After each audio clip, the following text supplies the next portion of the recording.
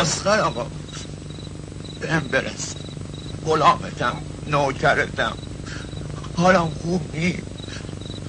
تو رو خون حسین بازم بهم نمیتونم. عجب آدم سمجیه با قرآن دیگه واسم جون نمونده. نگاه دستم به مغزم نمیرسه. اسخر آقا فاتی بیرونه.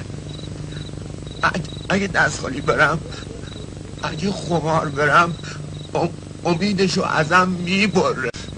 نفس علی کسی به من نمیتونست بگه.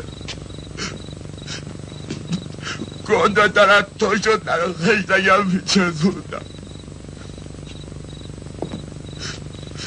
نگاه ازم چی مونده؟ بزن کمرت اون نوازه. بزنه تو کمر من. ولش کن اسخر، نپاشی.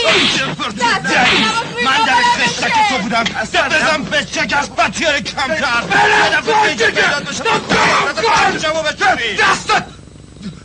دستت من بلند نشه.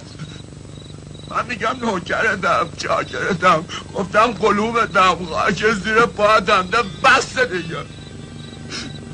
جون بچه، جون زنت، به خون حسین هر کاری بود کردم. منو بساز یه جوری. راستی اسخر آقا با این 4-5 تا چند تا میشن؟ یعنی تا حالا امشب زیاد حرف میزنی. حرفتو بزن. آره خیلی. میدونی حرفم حرف همه اوناست. اینه